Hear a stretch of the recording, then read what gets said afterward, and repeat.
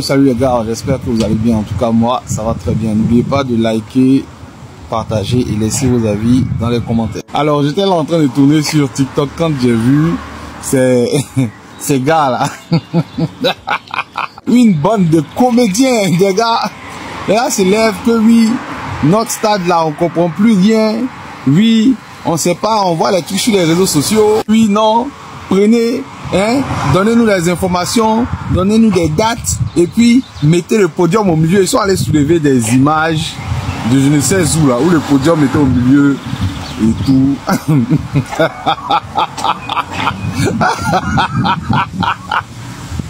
Et ils sont arrêtés, ils sont sérieux, ils ont un micro. Mettez le podium au milieu et puis laissez-nous avec la tisse et tout. Vraiment, les gens, c'est des comédiens. Quand Didi B voulait faire son stade là, est-ce que vous avez vu, il a fait réunion avec ses fans?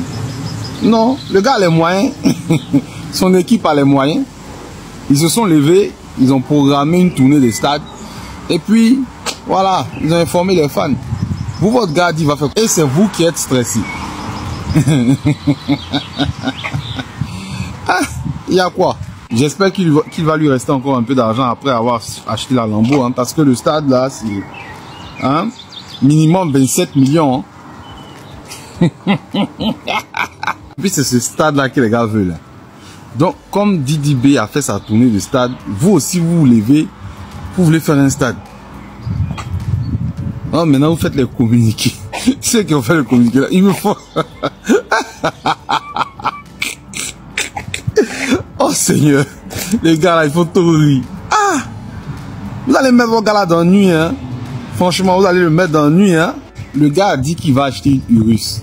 Depuis là, on n'a pas encore vu la Urus. Hein. Didi B a MTN comme sponsor. Il a au Calamar comme sponsor. Vous avez quel sponsor? Et c'est vous qui... Vous, c'est que... En fait... Quand vous parlez souvent, c'est là qu'on voit que vous êtes de vrais ignorants en fait. Des trucs qui se préparent sur des années. Didi B ne s'est pas levé un matin comme ça pour dire qu'il va faire un concert au stade. C'est un truc qu'il prépare depuis des années. Et lui, il a des sponsors. Votre gars là, comme il est dans l'optique de toujours prouver, ça dit courir derrière Didi B en fait. C'est là que Didi B dit tu peux pas me coller, tu es trop pour ça. On attend de voir. Peut-être que on sait jamais. Parce que organiser un concert au stade là, c'est pas une petite affaire. Hein. Il faut déjà, en tout cas, du courage à vous. Et les gars sont là, franchement, vous avez oublié le tonton. Il dit que vous n'êtes pas rentable. Pensez à ça avant de commencer à dire que non, on veut stade et BMP. Qu'un truc est de faire un concert au stade, mais un autre truc est de pouvoir rentabiliser. Vous ne pouvez pas vendre les tickets 500 000, 1 million comme Didi B. C'est ça le problème en fait. Hein? La plupart des moutons, ces tickets 5 000, 10 000 peuvent payer. Donc, les moutons qui sont là en train de le pousser, que non, notre stade là, on ne sait pas c'est comment, on est à 6 mois de l'événement.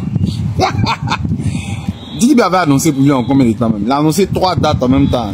3 stades, les 3 stades. C'est que niveau programmation, niveau organisation, c'est pas pareil, c'est pas la même chose. Ouais, un peu non. Puis il y a les sponsors. Vous n'êtes pas sponsor, vous insultez tout le monde est contre vous. Et c'est bon, allez-y, faites. Faites, on va voir. Non, si c'est BMP là, donnez-nous, mettez le podium au milieu. C'est vous qui allez payer ça. Oh non, c'est pas possible. Eh, Seigneur. En fait, les moutons là, ils sont remplis de, je sais pas, d'ignorants, des gars qui sait pas. Un podium comme celui que Didi B a mis au Félicia et tout. C'est pas moins de 10 millions. Vous voulez podium au milieu. Vous avez les reins de ça. Bon, après, comme votre gars dit que son cachet c'est 60 millions. Ah, c'est que lui il a caché même que les... Eh Seigneur. Bon, c'est ce qu'il dit, hein. On va pas vérifier. Bon, regarde. En tout cas, bonne chance. Et puis on attend de voir le stade. Il y a quoi là? Nous, on ne comprend pas avec une autre là. Chacun dit pour nous sur les réseaux sociaux. Mais branchez-nous bien. Bonjour Vitus, je vous parle avec la voix des fans de Chété. Nous, on ne comprend pas avec une autre là. Chacun dit pour nous sur les réseaux sociaux. Mais branchez-nous bien comment ça va se passer. Même avec les Bouba, avec les Nino, eux préparent les stades 1 an. Même le grand dossier a préparé son stade 1 an avant. Nous sommes à 6 mois du 26 décembre. Mais on n'a aucune information venant du foot. Donc, on aimerait bien que vous nous branchiez. À ça, on ne comprend pas. Une fois qu'on veut le stade. Si c'est bientôt aussi, dites-nous, ouvrez la billetterie.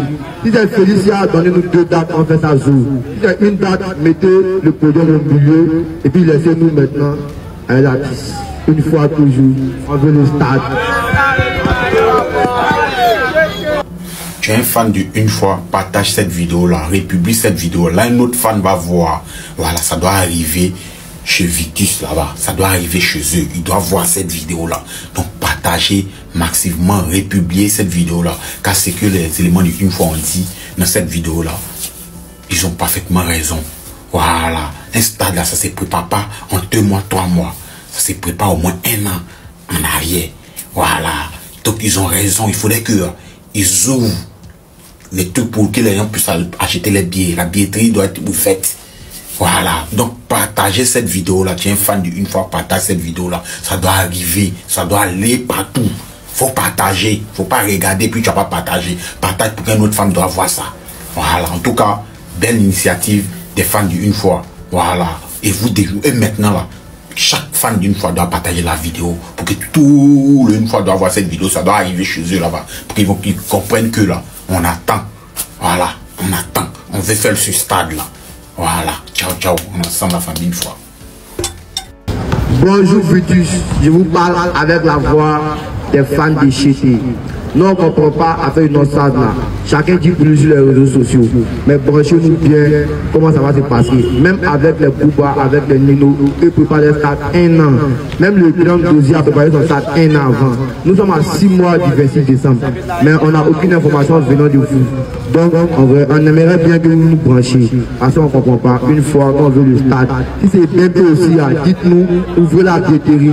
Si c'est Félicia, donnez-nous 2 dates, on fait ça jour. Si c'est une date, mettez le podium au milieu. Et puis laissez-nous maintenant à l'artiste. Une fois toujours, on veut le stade. Il faut savoir que tout d'abord, Imra, c'est un nourrisson dans ce milieu. C'est vraiment un nouveau-né. C'est un nouveau-né. Dans le sens que il est vraiment officiellement rentré dans l'industrie avec son premier album Jeune et riche, qui est sorti en 2024, qui a reçu 3 distinctions au Truc Awards en Afrique, là, de meilleur artiste francophone, meilleur album francophone et je sais plus trop quoi francophone. Il faut l'observer attentivement avec une lecture, seconde lecture, troisième lecture pour ceux qui le peuvent. La preuve en est, je vous laisse écouter cette interview d'Imra et dites-moi en commentaire ce que vous en pensez. Tu peux être sur ce que tu veux, mais pour que les gens t'aiment naturellement, c'est un autre angle énergétique et spirituel. Et c'est à ce niveau-là que moi, j'avais pas accès. Voilà, ils ont commencé, hein. Ils ont commencé. Ils savaient que tout comme faire, quelqu'un allait parler de ce sujet. Hein. Quelqu'un allait aborder ce sujet sur la toile ici.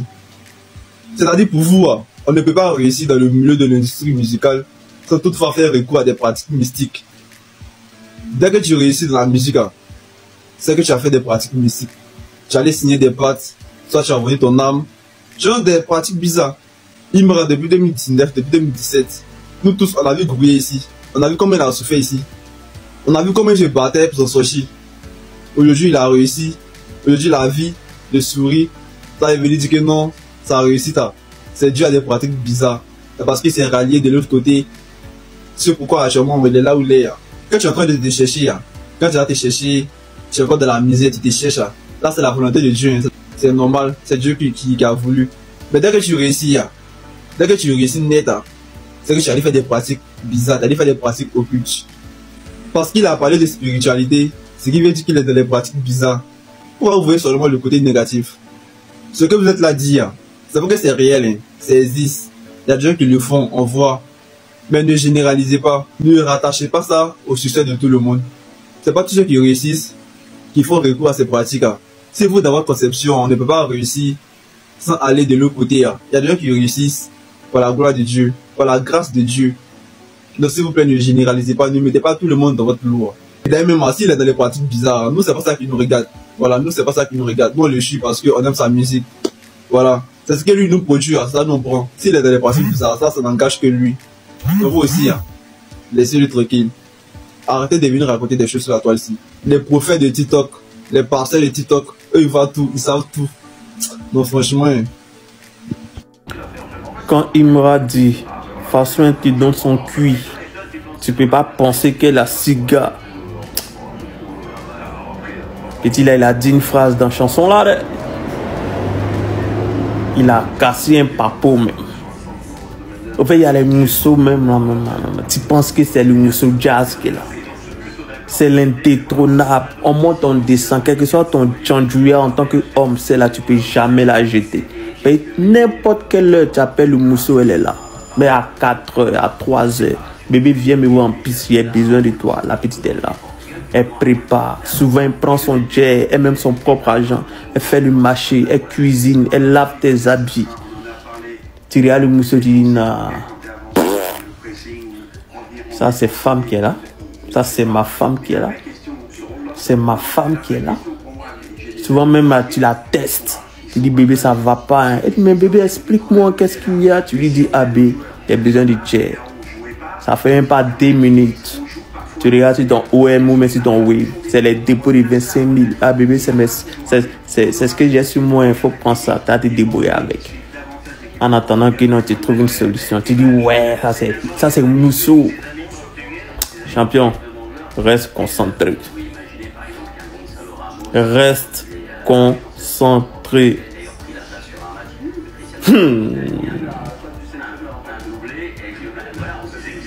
Olivier, c'est cambre. Ton doggy est méchant. Elle te donne le cœur. C'est là, t'es derrière, tu frappes, tu tapes dedans fort, tu dis ouais. La petite me donne ça le cœur. Elle se livre même. Champion, de toute façon, elle te donne ça le cœur là. Tu peux pas penser qu'elle a 6 gars. Mais sache qu'il y a 6 autres Maroc qui jettent ça.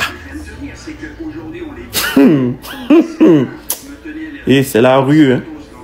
C'est la rue. Tu connais femme. Faut t'amuser.